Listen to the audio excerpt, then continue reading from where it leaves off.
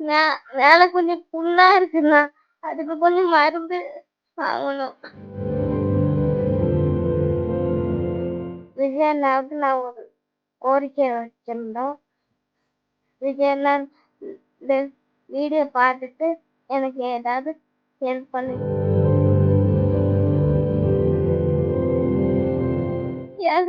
என்னால முடியல.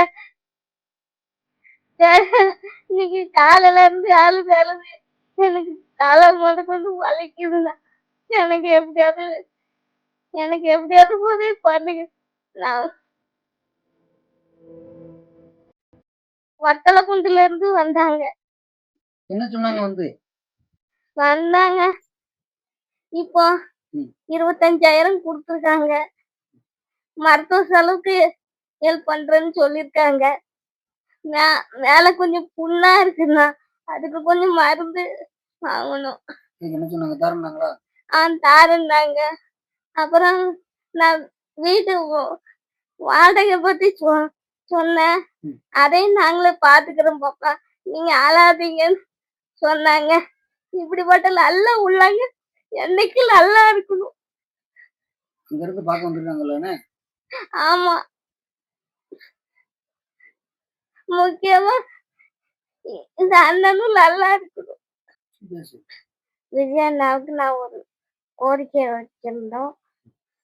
விஜய் அண்ணா இந்த வீடியோ பார்த்துட்டு எனக்கு ஏதாவது ஹெல்ப் பண்ணுங்க. விஜய் அண்ணா உங்களுக்கு என்ன உதவி பண்ணணும் பாப்பா? எனக்கு வீடு வேணும், இடமும் வேணும். ஏன்னா என் தங்கச்சி கட்டி கொடுத்தாச்சு. சரி. அவ வேற வீட்டுக்கு வாழ வேண்டிய பொண்ணு.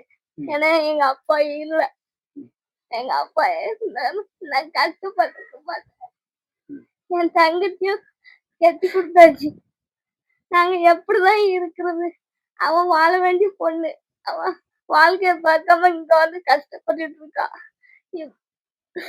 இப்போ எங்க அப்பா வேற தவறிட்டாங்க. அதனால அண்ணா, விஜய் அண்ணா, உங்க தங்கச்சி மாதிரி நினைச்சு எனக்கு ஹெல்ப் பண்ணுங்க ப்ளீஸ். எனக்கு எப்படியாவது ஹெல்ப் பண்ணுங்கண்ணா. இப்ப இது யார் வீடு பாப்பா? இது வாடகை வீடுனா. வாடகை 5,000 ரூபான்னு நினைக்கிறேன். கொடுக்க முடியல.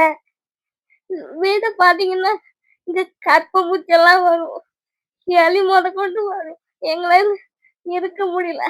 அதனாலதான் விஜய் அண்ணாதான் நான் இந்த கோரிக்கை வைக்கிறேன்.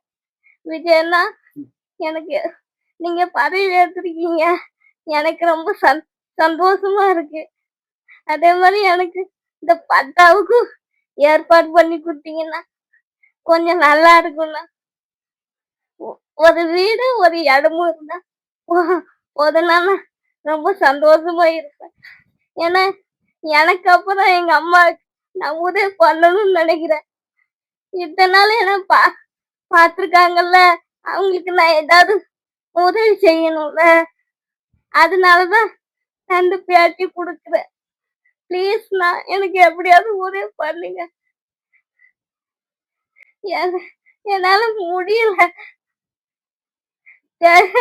இன்னைக்கு காலையில இருந்து ஆளு வேலை எனக்கு தலை கொண்டு வலிக்குதுண்ணா. எனக்கு எப்படியாவது உதவி பண்ணுங்க ப்ளீஸ்ண்ணா. தூத்துக்குடி மாவட்டம் ஒட்டப்பிடாரம் தாலுகா புதியம்புத்தூர் நீராவி மேடு பகுதியை சேர்ந்த மாற்றுத்திறனாளியான மாரி என்பவர் கடந்த சில நாட்களாக உடல்நலம் கொண்டு இருந்தார். இது பாலிமர் நியூஸ்ல இதை பற்றி தகவல் வந்திருக்கும் போது ரேஷன் கார்டு இல்லை, ஆதார் கார்டு இல்லை அப்படின்னு கவர்மெண்ட்ல இருந்து சில ஊரம் நின்றுச்சு அப்படிங்கிற தகவல் வந்திருக்கு. அப்புறம் எனக்கு சென்னையிலேருந்து எனக்கு தகவல் சொன்னாங்க. நான் அப்புறம் அவங்க வீட்டுல அந்த தம்பிகிட்ட சொல்லி அவன் கான்டாக்ட் நம்பர் எடுத்து பேச சொல்லி அப்புறம் திருப்பி அப்போது MLA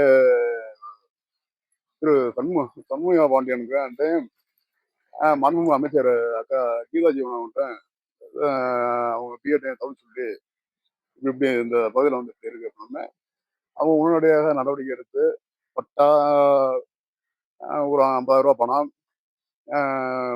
Aadhaar card, ration card பூரா குடுத்தாங்க. இப்ப வந்து வீட்டு மனை தரேன்ட்டு இருக்காங்க. அது இன்னும் ஒரு சில மாதங்கள்ல வந்து அத ஒதுக்கிருவாங்க, அலாட் பண்ணிருவாங்க. மேற்கொண்டு வந்து அவங்களுக்கு வந்து என்னென்ன தேவையோ அதுக்கான இதெல்லாம் வந்து ஒத்துழைப்புலாம் வந்து நம்ம செய்யப்படும்.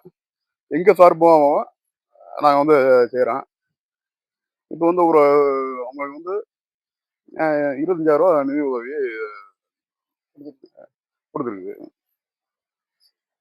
இப்ப அவங்களுக்கு ஏதாவது வேற ஏதாவது இப்ப வீடு கட்டுறேன்னு சொல்றாங்க சார். வீடு கட்டினா அவங்களுக்கு ஏதாச்சும் உங்களோட ஹெல்ப் பண்ண முடியுமா சார்? கண்டிப்பா. என்ன தேவையோ அனைத்தும் பண்ணப்படும். அப்புறம் இன்னொரு கோரிக்கை வர வச்சிருக்காங்க. வீட்டு வாடகை வந்து குடுக்க முடியல. அதான் அது மாசம் அந்த குடுக்குறதுக்கான அந்த ஏற்பாடு வந்து அது பண்ண இருக்கு. இந்த வீடு கட்டுற தண்ணி வந்து அந்த வீட்டு வாடகை வந்து அத குடுத்துருவாங்க. வீடு கட்டுறதுக்கு உண்டான என்ன தேவையோ அத பார்த்துக்குருவாங்க. அது அதே மாதிரி மருத்துவ உதவி என்ன தேவையோ வந்து நம்ம சார்பா வந்து பார்த்துக்குருவோம். தூத்துக்குடி மாவட்டம் ஓட்டப்பிடாரம் புதியமுத்தூர் கிராமத்துல நாங்க வசிச்சுட்டு வரோம். இப்போ பார்த்தீங்கன்னா, எங்க அப்பா இறந்து 1 வருஷம் ஆகுது. இது பக்கத்துல எங்க அக்கா இருக்கா. இவங்க 30 வருஷமா மாற்றுத்திறனாளியா தான் இருக்காங்க. போன ஜனவரி மாசம் வந்து இவள ரேஷன் கார்டுல இவ பேர சேர்க்கணும், ஆதார் கார்டு வேணும் அப்படின்ட்டு செய்தியில போட்டிருந்தோம். அவங்க செய்திய பார்த்துட்டு அக்காவுக்கு உடனே ஆதார் கார்டும், ரேஷன் கார்டும் ரெடி பண்ணி குடுத்துட்டாங்க. முந்தைய அரசு வந்து அவளுக்குன்னு நிதி உதவின்னு ரூ. 50,000 குடுத்தாங்க. இலவச வீட்டுமனை பட்டாக்கு ரெடி பண்ணி தரேன்னு சொல்லியிருந்தாங்க. இப்போ வத்தலகுண்டுல இருந்து காசி ராஜபாண்டியன் சார் வந்து அக்காவ பார்த்துட்டு என்ன என்ன பிரச்சனை, என்ன ஏதுன்னு கேட்டாங்க. அக்கா சொல்லியிருக்கா, இந்த மாரி வீடு இல்ல அப்படின்னு சொல்லி எனக்கு கட்டி குடுங்க அப்படின்னு சொல்லியிருக்கா. அதே மாரி அவங்களும் கட்டி தரேன்னு சொல்லியிருக்காங்க. இப்போ அவளுக்காண்டி ரூ. 25,000 கையில குடுத்துட்டு போனாங்க. மாசம் வாடகையும் நானே தாரேன் அப்படின்னு சொல்லியிருக்காங்க அந்த அண்ணன். அதே மாரி இப்போ மெடிக்கல் செலவுக்கும் கொஞ்சம் கஷ்டமா இருக்கு. அவள பார்க்க வைக்கிறதுக்கெல்லாம். இந்த புண்ணுலாம் வந்திருக்கு மேல, அதெல்லாம் கொஞ்சம் தொடச்சி எடுக்க. அதெல்லாம் மருந்து செலவெல்லாம் அதிகமா ஆகுது. அது அதுவும் அண்ணன் பார்த்து தாரேன்னு சொல்லியிருக்காங்க. அப்புறம் வாடகைக்கு என்னமோ சொன்னாங்க. என்ன மாரி விவரம் உங்க அக்கா கோரிக்கை வச்சாங்க உங்ககிட்ட? அக்கா வந்து இப்போ வீட்டுக்கு தான் கேட்டுக்கிட்டு இருந்தாங்க. சரி நான் பார்த்து குடுக்கேன்னு சொல்லியிருக்காங்க. வீடு கட்டும்போது சொல்லுங்க. எங்களால முடிஞ்ச உதவிய நானும் பண்ணுதம்மா அப்படின்னு சொல்லியிருக்காங்க. இப்ப தமிழக அரசு விஜய் அண்ணாவுக்கு வந்து எங்களுக்கு வீடும் இல்ல, பட்டாவும் இல்ல. அ வி விரைவில் வீடும், பட்டாவும் குடுங்கன்னு உங்கள தாழ்மையுடன் கேட்டுக்கொள்கிறேன். இந்த செய்திக்கும் ரொம்ப நன்றி. இந்த செய்தியாளர் அண்ணா வந்து எங்களுக்கு கஷ்டம்னு சொன்ன உடனே வந்து என்ன பிரச்சனைன்னு கேட்டு எங்களுக்கு எல்லாம் பண்ணி குடுத்தாங்க. நியூஸ்ல போட்டாங்க. செய்தியாளருக்கும் ரொம்ப நன்றி. பிளே ஸ்டோர் மற்றும் ஆப் ஸ்டோரில் இருந்து பாலிமர் செயலியை QR கோடு மூலம் பதிவிறக்கம் செய்யுங்கள். செய்திகளை உடனுக்குடன் பெறுங்கள்.